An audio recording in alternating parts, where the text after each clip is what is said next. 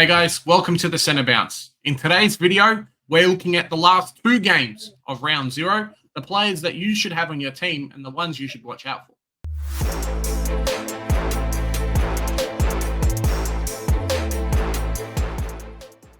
Are we talking both games in this one video?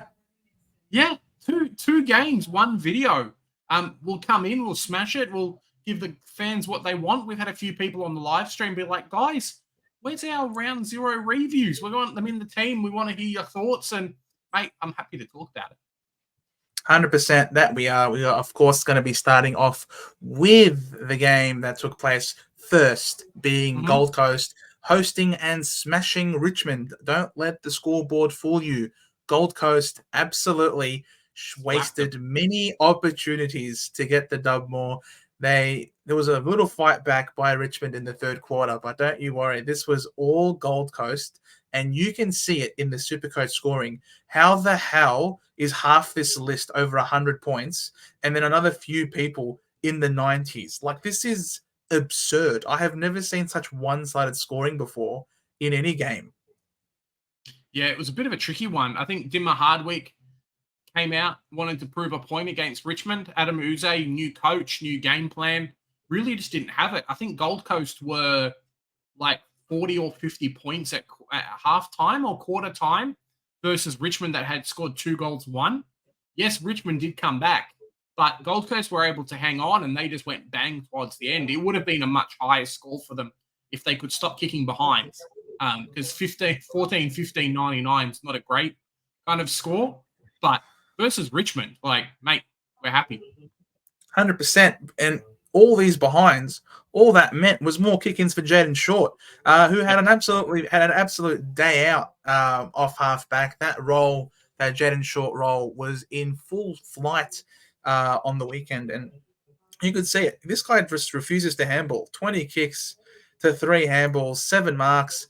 He just had it all, and it looks like the Richmond Tigers are going to have the ball in his hands a lot because they looked caca against the Gold Coast Suns, to be honest. They just let these guys do anything they wanted. It was pretty damn bad.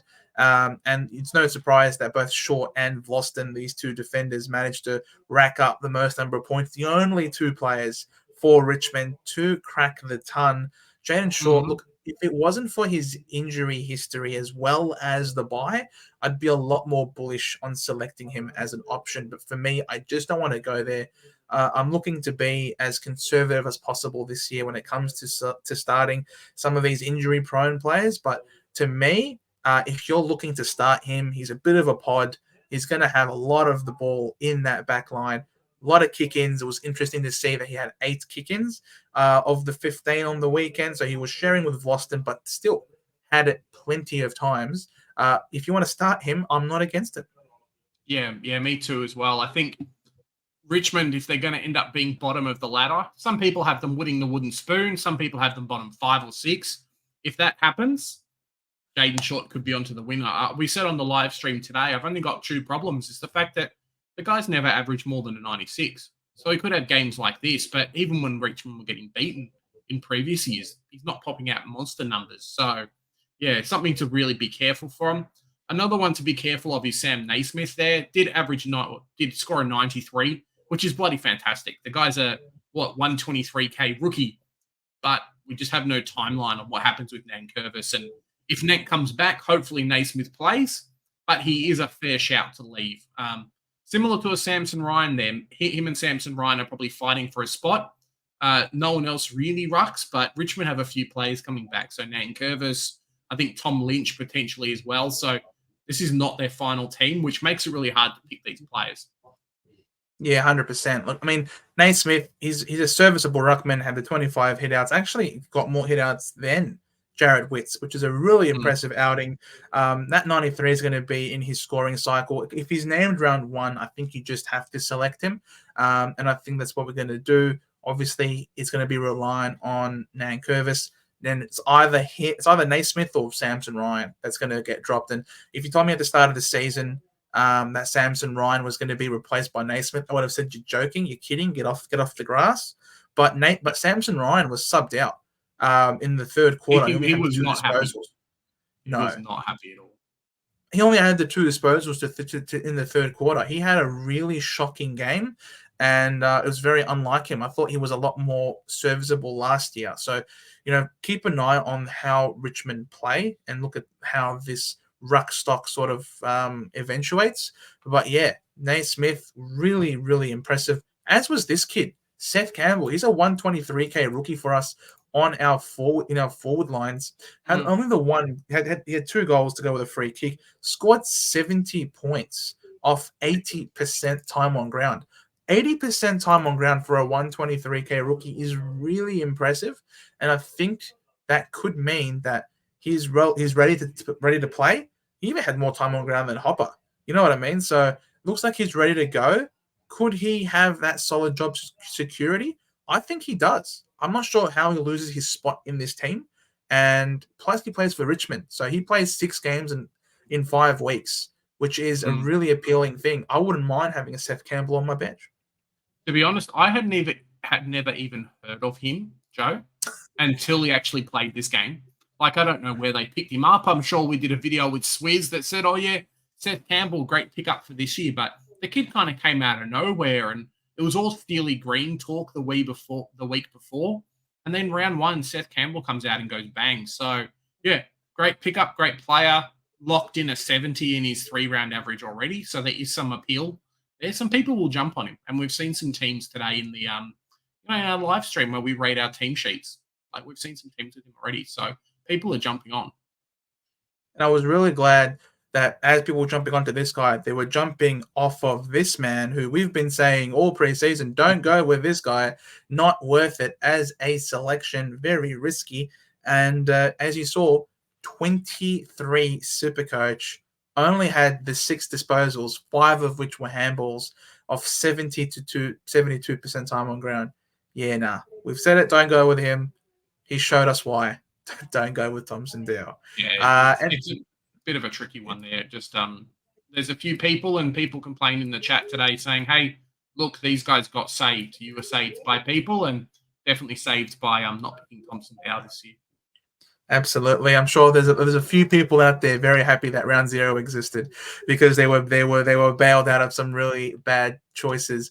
We then, I guess, move across, seeing as there's no one really of relevance for Richmond. We move across now to the Gold Coast Suns, to the victors, and Matt Rowell, man, what a game. He had the 2nd most clearances ever recorded since the stats started to be recorded. 20 clearances, if you don't mind. This is incredible stuff, and he ended on a 137. Like, he's not bad at Supercoach. He's not bad at AFL, right? I mean, for a number 1 pick, the guy's decent. He kind of warrants that selection. But yeah, basically came out of nowhere. We've been talking all preseason about potentially picking Matt Rowell and how the contested game's always been there, but it's been the fitness that's left him down. He was on field for basically the entire time. Like most midfielders will be there, and the 20 clearances, Joe.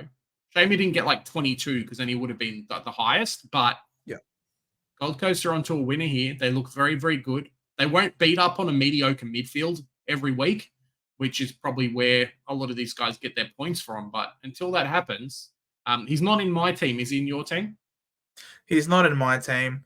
And it's always depressing every time you mention number 1 draft pick because these guys got Matt Rowell and we have Andy McGrath as our number 1 draft pick. You know what I mean? Like, it's such a sore spot. Like, you could have either a superstar generational talent like this guy or you can have Andy McGrath. But, well, that's I digress. Yeah, Matt Rowell's not in my team. I just feel like for you to go gangbusters, record-breaking 20 clearances off 84% time on ground with 4 free kicks to your name and you still only get a 137, to me, I just feel like that is very unsustainable in terms of the performance. And when things start to get a little bit harder, the great thing about this game, ultimately what I found was that we saw that Dimmer Hardwick is going to come in. He's got his 4 mids that he really wants to see, that he really wants to play. It's going to be Matt Rowell number 1. It's going to be Sam Flanders in there, Noah Anderson, and Tuke Miller. These are your 4. And those are the 4 who had the CBAs. It was a tight-knit group of these 4 only. And we sort of predicted that in the preseason. all the people who were concerned about Sam Flanders, mate, back the research. Don't be overreactionary in these practice games. We said it. We said it in the game review last week. It's probably because they gave Bailey Humphrey more of a run on the ball. It's not going to happen in the regular season. We got to the regular season. Look what happened. Sam Flanders, well and truly, was involved in the play. 124 Supercoach points. How many people who jumped off him in the preseason looking to jump back on? How many, Big J? You tell me. Put my hand up. Yeah, he just looked good. As Joe said in the past, he doesn't need CBAs to do well, and he just was everywhere, really. Didn't get those clearances, but was definitely the cleanup man, and almost played half back where they push really far up. They let the congestion and the stuff happen in the forward line, and they were the gatekeeper to stop the ball coming back. That's what Flanders was doing, and if he's going to do that every week, like, mate, chuck him in your team. For 490k, or what is he? Let me just quickly check. 490k-ish. You're laughing as the pick. Doesn't work out. You can sideways, but just the early buy that kind of hurts him a little bit in my team. He's top 6. He is top 6, and I've said it. This guy could be F1 or F2. He's not going to score 124 every week. He's not going to beat up on a shit Richmond Tigers, right? But he's still capable of getting contested possessions. He had 9. He had more contested possessions than Tuke Miller. So don't worry. He's not a snowflake. He can win a tough ball as well. So, yeah, Sam Flanders, well done. Will Powell, also, there you go, got the seagull icon. 20 touches, 28 disposals, 20 of them by foot. He had a wonderful game, 9 marks to his name, tremendous meters gained as well. And, yeah, this guy is making his way into quite a few people's teams. Not for mine, personally. He's not cheap. If he was like a mid-pricer, then, yeah, sure. But at 513k, I probably won't go there. Yeah, it's a tricky one. I don't know how many people are going to be able to pick him as a selection, and definitely not for me. So someone will take him, no doubt. People will take him. They'll be happy, but there's other options there for us. So that's where we're going, really. Yep, I agree. Who's next? Noah Anderson. I know some people are saying that he's got a very well-rounded game, that he's going to be using it to sort of, I suppose, take that next step forward to have a breakout. Do you reckon he's going to have a breakout this year? There's potential there, but not really relevant in Supercoach for me. So I'm not going to select him. Fair enough. Tuke Miller, though, is one on a lot of people's lips because of that really juicy price point at 545k.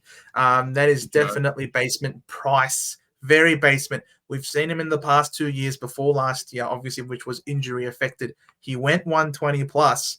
He's gone 116 off 28 disposals. Do you reckon? Is he going to get back there again? Oh, it's a tricky one. I didn't realize before this game that there's 2 types of Tuke Miller.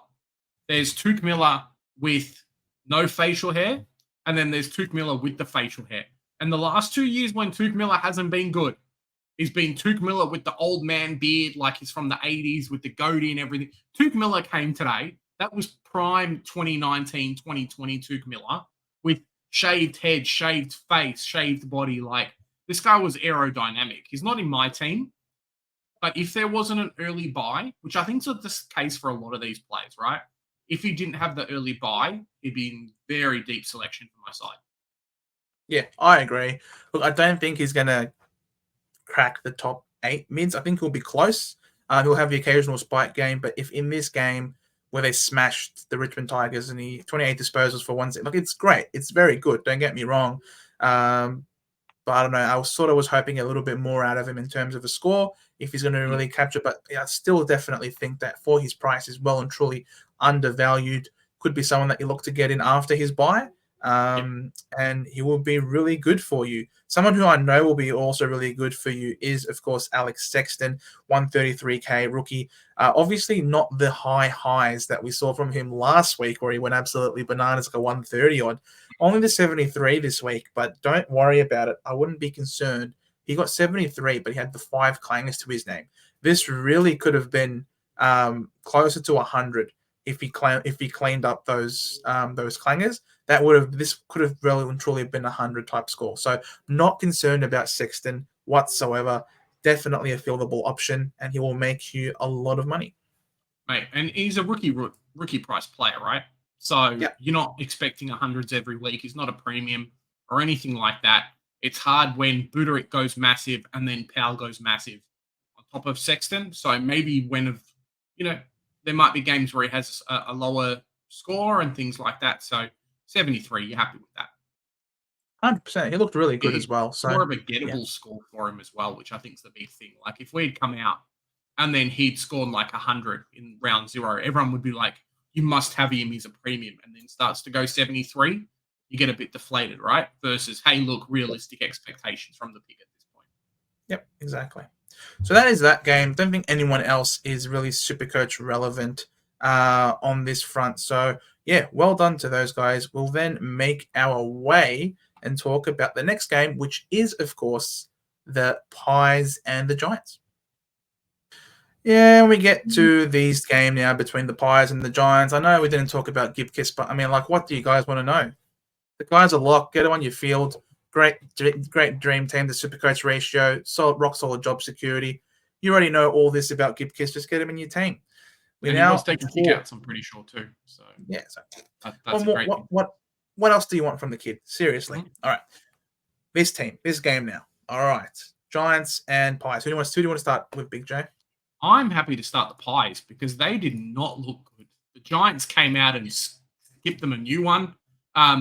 Magpies were very, very lucky that they caught back up. And Kingsley looked a little bit nervous for periods of time, but he was not getting the Carlton-Brisbane treatment in this game. Collingwood were just shocking. I don't know what happened. I think the ball just got walked straight through the team. Similar to the last game, I'm pretty sure Collingwood weren't even there for a while. Joe, they just didn't show up. And then, they obviously caught back up, but GWS said, nah, mate, stay down. So, warning signs potentially, or just kind of slow start. What do you reckon? That's the reason why I tipped the Giants, because the Giants have a chip on their shoulder and they hate the Pies. Meanwhile, the Pies coming off a premiership, they don't have anything to prove. They can sort of slow their way into the season, and that's exactly what we saw. They did have a lot of opportunities, more inside 50s to the game, but just couldn't capitalize on their opportunities. Darcy Cameron had a wonderful game going head-to-head with Briggsy, so well done to him. Definitely not on my radar, though, in terms of Supercoach selections, given his price at $515K and the early buy. But someone that I am willing to start with an early buy is Nick Dacos, who was in my preseason team just about the entire preseason, and I've loved it how people are saying, "Oh, we're going to fade him. He's got the tag.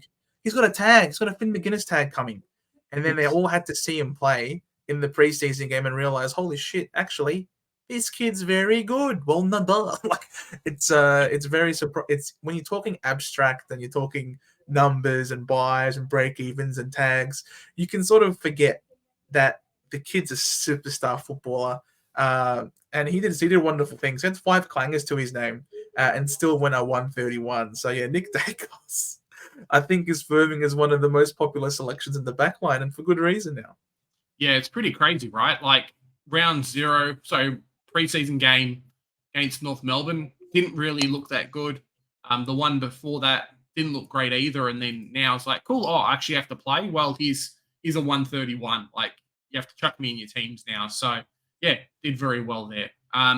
Moving down the list, I know some people have talked a little bit about Josh Dacos. I don't think he's a selection at his price, but you can start him if you really want to.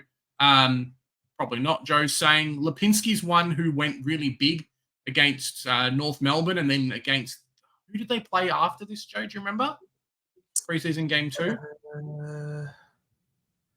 Far out. No, I don't remember. Pull it up. Collingwood played Richmond. They played Richmond. Yeah. He did very, very well against Richmond there. But obviously round 0 hasn't backed it up. So not really a selection. Charlie Dean, what did you think of his scoring? Mate, he's a very good player. I thought it's a great dream team to Supercoach ratio. And I wouldn't mind starting this guy. I mean, 96% time on ground is just ridiculous.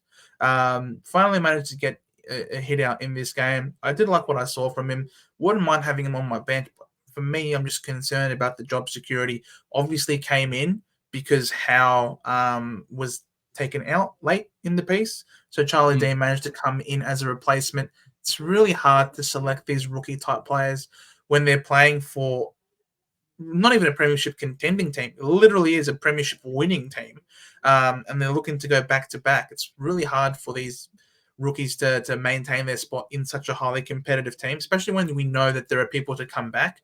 So, look, he had a great game, very serviceable, but for me, I can't go with him. Yeah, I think he might end up staying in the team. Just kind of, I think Murphy's probably on his last legs, and maybe he's waiting until mid-season draft to kind of stay around or not stay around. But yeah, Charlie Dean, great player. If he was his rookie price, I'd probably have him over Ethan Phillips, let's be honest. But at that 123K, it's a little bit too pricey for me. Shane from Collingwood, there probably isn't anyone else who's Supercoach relevant in this game, which is very surprising. Not Mason Cox? Not Mason Cox, the biggest flog in the AFL. Stuff you. I can't believe this guy. What a joke. Please explain from this game. What a joke, honestly. I hate Mason Cox and everything he stands for. I honestly think he's the best things. Americans. Classic American behavior. Thinks he's better than everybody else. But yeah, eat some humble pie and have some fun in that paddock outside of the ground with the sheep and the goats. That was very well played by the Giants, as it was well played by this man. I think a lot more people now have decided to jump on this guy after this game because he was absolutely sensational. Yeah, the only stat that really hurts is just the early buy. And we saw some ones today of people saying, oh, well, I can pick Dawson, and he plays 2 more games than Tom Green before before Dawson has his bye. So outside of that, Tom Green has a fantastic run early. North Melbourne, West Coast is going to smash both those teams. And I know I'm considering him in for my side. Is he in yours at the moment, Joe? He is in my team. As soon as I heard the news about Darcy Parish with the tight hamstring on Saturday afternoon, I cried a little bit. I had to console myself. I was on the beach, put my head in the sand for a little bit, and then came out and realized it's okay. There are other options out there. I'm just going to go Tom Green. And then I saw the practice, and then I saw the night game in the evening. I thought, holy shit, thank God. This is exactly what I wanted to see from my boy. Unfortunately, now that means a lot more people have jumped on him. Yep. Not as much as a pod anymore. I mean, he wasn't an ultra pod before, but no. But yeah, Lockie Ash is still definitely a pod. That was a remarkable outing. He did a wonderful job. Him and Whitfield have a great combination coming off halfback. 131, 25 disposals, and he was very clean with the football. Honestly, wouldn't mind looking into this guy a little bit more, to be honest. I know some people had him as a mid-price selection last year. There was a bunch of other players that we had last year that we hoped to do really well, but we jumped on 1 year too early. Players like Daniher, for example. This could be one of those situations. People jumped on too early last year. This could be the year he breaks out. Yeah, definitely. I think for me, it's the real concerns of the people coming back. So I know they have Cumming and a few other people that are going to come in and move things around. But as you say, Ash and Whitfield were just the mainstays of that backline. Ash would get the ball, kick it out to Whitfield, who somehow got 14 marks in this game. What a nonsense stat. But yeah, Ash looked very, very good and definitely warranted his pick 4 position. So breakout year, maybe Supercoach option for us. I'd rather just go and pay up and get Hayden Young or someone, Joe, who did have 0% ownership. I have seen him in a couple of teams. I really like the selection. Like, I don't mind this year. We've had our kind of start of, we're going to pick all the popular picks and go crazy in Supercoach. But Jesse Hogan, I don't mind the selection. And he's slowly making his way into my side. That's all I'm saying. Look, I'm really bullish about him. I see Tex Walker from 2 years ago all over again. We mentioned this before the game. If he kicks 2 or 3 goals and scores a relatively decent score, then you have to consider him because of the next 2 games against Richmond and North Melbourne and West Coast. So not only did he score 2 or 3 goals, he also scored a 4th one. And not only did he score relatively okay, he scored 113. So this is against Collingwood as well. So that was a really impressive showing by Jesse Hogan. I think you have to really consider this guy. He can make you a shit ton of money before his bye. He can, especially if he kicks another bag of 5 and 5 in the next 2 weeks, could be absolutely ridiculous. I know I sort of had him in a team earlier, but then when I saw things with Max Gawn. I had to change to English. Jesse Hogan, unfortunately, made his way out of my team. But, mate, all the power to you. All the power to you and Swizz. I know Swizz is also rocking a Jesse Hogan at in his forward line as well. So I am not against it at all. Yeah, I think GWS has a really good run for like the first 6 weeks outside of their bye round. So, yeah, could be an option there. You don't have to keep him for the whole season. You want him to get to 550K, and he can definitely do that. It's the real difference this year, I think, with 40 trades and some people doing a lot of weird shit in their team. The more points you can have on field, the better for everybody. Yep, 100%. So don't mind Jesse Hogan as a pick.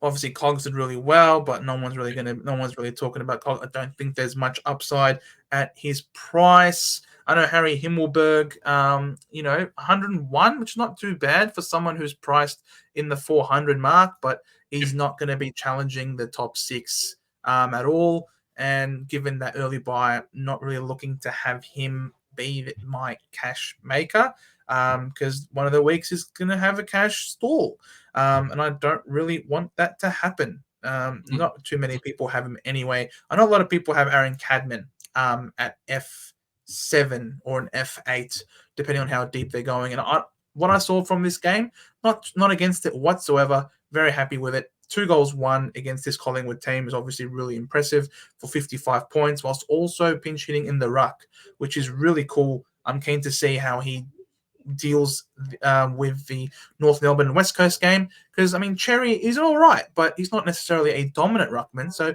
Cadman could have some hit-outs here and there. Not too bad. Unlikely to win the ruck battle against the Cherry. But, yeah, I like Aaron Cadman as a bench option. Yeah, it's a tricky one because Aaron Cadman was on shocking score. Like, he was terrible up till he took a mark and then kicked the goal in the forward line. So expect some really down scores and expect him not to do a huge amount on field. Yep. Like, outside of being a marking target. He's the natural key forward that can ruck, as Joe says. But, yeah, if you want someone a little bit more consistent, potentially pay up and get a Dempsey or someone. If you want someone a little bit cheaper with an early buy round, maybe grab Aaron Cadman. Well, he's going to be on your bench, and I think he's at best his bench. Don't have him anywhere near your field. Obviously, as a key forward, that's a really weird one. But for him not having a great game whatsoever and to still get to a 55, it's the nature of the business. It's the nature of the business. So it's not too bad. At 127K, he'll make us his money. Harvey Thomas, someone who looked really, really good in the preseason games. Only scored the 40 Supercoach off of 9 disposals. Not a single tackle. No hitouts, no scores, and yet he still finished on 40. Based on that, you'd be thinking, what the hell? That's not a 40 score. He had 82% time on ground, so that's really promising as well. Having a youngster play on debut, play so much football is really good. Do you reckon this guy is worth another crack, having him in our starting team, Big J? No, I've chucked him in the bin. Great player. I think if he scored a 50 or a 60, I would have seen a little bit more. But just watching the game, like, he just wasn't as involved. I would have rather had Toby McMullen, who came on like super late, because he was just involved a lot more. I don't know what happened to Harvey Thomas. Maybe he got relegated to a tagging role, or the ball was on the other side of the ground where he was. But yeah, he was just absent, Joe. There was no link-up play. There was no kind of that high half forward role that we'd seen from him in the preseason games, which, as someone who was excited and wanted to put him in their team, was disappointing. Like, no doubt he'll probably play a lot and score well, but for us in Supercoach, like, we want the high performers, right? We want the guys. So that's it. Yeah, at 117K, he doesn't have to score as much to make his money, plus the DPP. But yeah, he's got an early buy. We're hoping that he would give us better scoring to make money quicker. The benefit, I suppose, is that this is only going to be in his scoring cycle just for 1 week. Obviously, if we have a look and see if he really has a strong bounce back, he was playing against the reigning premiers. So, in his first game ever. So it could be a little bit hard. Have a look at him. I'm not willing to put a line through him completely. Happy to have a look at him 1 more week after round 1. But yeah, more likely than not, not going to be a selection. And I know some people were asking about Jacob Weir, who is a winger, matched up on Josh Dacos. So obviously going to have a tough task because I think Josh Dacos was one of the better players in the league. 2 tackles, 11 disposals, and that was sort of a concern. We wanted him to find the ball more, was something that we pointed out in the preseason that he could be okay, could have a role off on a wing given the injuries that they have at the Giants. But again, it's that lack of ball, lack of possession, which I think hurts him and his scoring viability. Yeah, definitely. And he's one that we were talking about with Cumming and a few other guys coming back. He'll get the boot. These guys play wing. They do much better. And yes, GWS did dominate, but if you're only going to get 11 possessions in a full game, you're on the chopping board, mate. Yeah, exactly. Anyone else to talk about in this game? No, I don't think so. Riccardi didn't have the best game, but, when you've got Brown and Hogan kicking a lot of goals, you don't have to.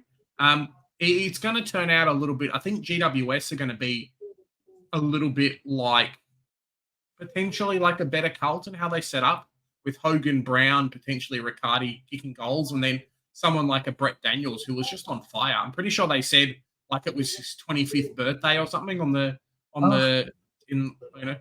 recording. So yeah, congratulations to you, Brett Daniels, and great game, 4 goals too. Yeah, I know some people are looking to have Briggsy as a pod, but if he's going 109 against Darcy Cameron, then I'm not a big fan. I think Briggs is better than that. And if you're getting outscored by Darcy Cameron, I'm not spending that much money in order to get him in over $600,000. Thank you plus the early buy. Not for me. Thanks very much for your services, but you're not required. And on that front, guys, that was our round 0 review of both games that took place on the Saturday. If you liked, I know it's a little bit late. Apologies. Things have come up in our schedules, but better late than never. Hope you guys liked our breakdown. If you have any questions down below of any particular player that we didn't go over, let us know in the comments down below. Guys, and if you didn't like our opinions, let us know down in the comments as well. It's been a bloody fantastic preseason. We've got a couple of games or a couple of days left. We've got some more content coming out, so stay tuned for that. Joe's just put out his team review as well, so chuck a like, watch it, let us know what you think.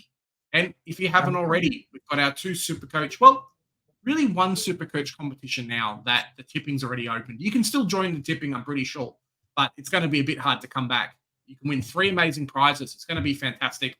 Check the comments down below. 100%, guys. And if you like what you had to hear here today, please drop a like. Greatly appreciate that. Hit that subscription button if you are new. And hit that notification bell to make sure that you don't miss out on any of our videos and live streams, because here at the Centre Bounce, we do the hard work so that you don't have to. See you in the next one.